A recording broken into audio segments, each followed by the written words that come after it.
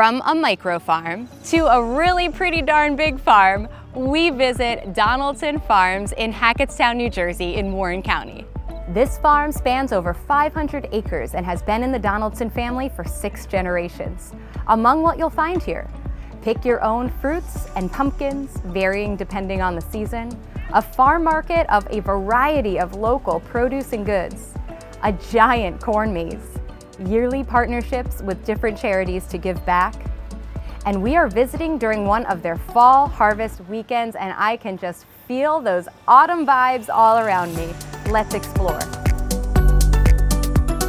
So Katie, tell us more about the history of Donaldson Farms and this multi-generational aspect we have going on here. So, and you picked the perfect day to visit. Yes. Farm's been here since 1906. Okay. It's been in my husband's family since that time. It was traded for a 2-bedroom house in West Orange at that time. Yeah, and at that time there was 120 acres here. Now there are about 500 acres right here in this big rectangle, but our family farms about approximately 1,500 to 1,600 acres in and around Warren County. There's not many big farms like this in New Jersey left, and what it takes to run it is a lot of hard work and dedication, which they've been doing for years. So yeah, this part right here is all our pick your own. We do pick your own strawberries, apples, pumpkins throughout the seasons. We do close in the winter. Our farm market closes down in the winter where we're still working, but just not out in the fields. We have the nursery and greenhouse that my brother-in-law David operates and runs on the other side of the farm.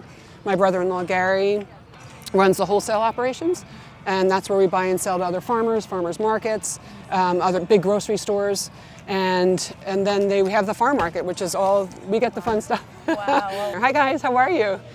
So this maze this year is 9 acres dedicated to the Special Olympics New Jersey. So $1 from every ticket sold will be donated at the end of the season, in addition to all the other events that we raise. Has anyone gotten lost here for a long time?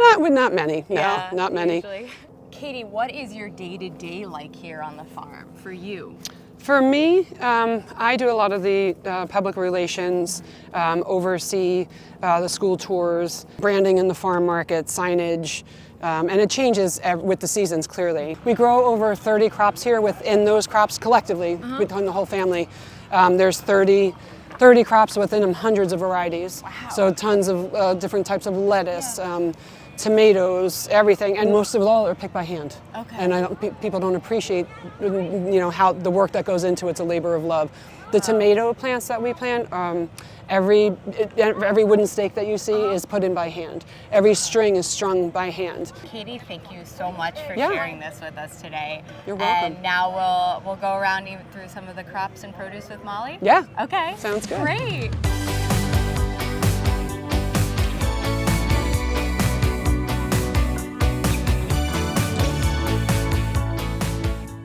So the parents, Lou and Helen Donaldson, they still own all of the farm property, and then the businesses are split up into 3 different businesses for the brothers. Greg Donaldson and his wife Katie, they operate the farm market and all the produce that we grow and sell at the farm market, and they also do the agro-tourism, right? They do the field trips, the Friday nights on the farm, the food truck festivals, the fall harvest festivals. And then you have the wholesale operation that's run by Gary Donaldson and his son Justin, and then they contract out with your local grocery stores. So you have ShopRite, Foodtown, Wegmans that they contract with, and you're looking for that Jersey Fresh sign to see if it's Donaldson produce. And then our last brother here is David, and David operates the greenhouse. So Molly, what are some of the biggest challenges that farmers are facing? Yeah, so from the outside looking in, right, I'm not the farmer, I'm staff here and I love being here every day, but from that outside perspective, it's the cost of everything. Trying to keep it consumer friendly. You have to keep the price cost effective enough that the consumers still want to come and buy. The biggest challenge for all of them, for all the businesses, whether you're the greenhouse, the market, or the wholesale operation, is how do you keep those costs down when everything else is costing you more and more money? I know we talk about the ear of corn every season. How much are we going to sell an ear of corn for? Are we really selling it for $1? Can you keep it down to 75 cents an ear, right? The same with the pumpkins. You look at the pumpkin costs every year. They're 72 cents a pound this year. I believe they were 72 cents a pound last year, right? So you didn't make that cost. You didn't make the pumpkin go up because you want the consumers to come and be able to afford those experiences and those fresh quality products. but your costs have gone up astronomically throughout the year, right? So in my opinion, that would be the greatest challenge. And then rain is a challenge. We actually had quite a dry year this year, but rain, you can't get rid of the water. So once the water piles up, it can kill some of your crops, right? Yeah. And we talk about every morning you get up and you're like, okay, what's the weather going to be today? We all look at our weather app multiple times a day, because whether you're talking about the crops being planted or you're talking about the events that we plan, right? And you're trying to make money through your events coming in and your festivals, and we're looking at the weather constantly, like, please don't rain, right? So, you know, there's a lot of challenges, but I think those would be the two biggest ones for them. Absolutely.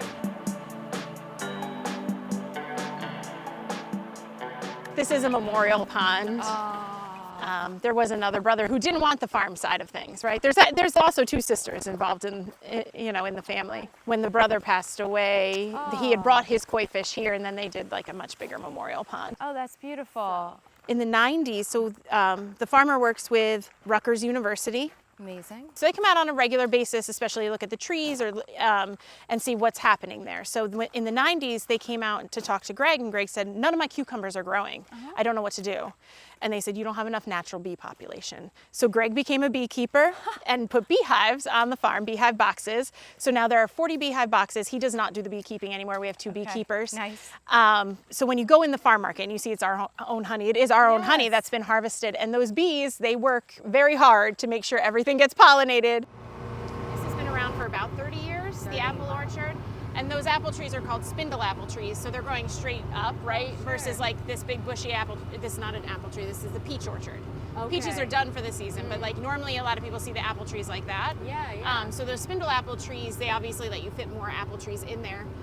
But they also produce fruit sooner. So they produce fruit in 1 year where that big bushy apple tree produces in 3. Does the consumer always know it's from Donaldson? Like, is it always labeled Donaldson So or not? you're looking for the Jersey Fresh sign, which some of us have on our shirts and stuff. You see that Jersey Fresh sign.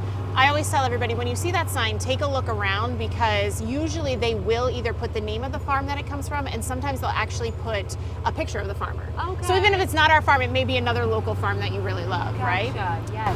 There is something really powerful about stepping outside, breathing in the fresh air, and actually seeing where our food comes from. It's grounding. When we go outside, we are connecting with nature, we are calming those stress hormones, and just feeling good. The energy here today has been palpable. It's wellness really coming from the ground up right here in our Garden State.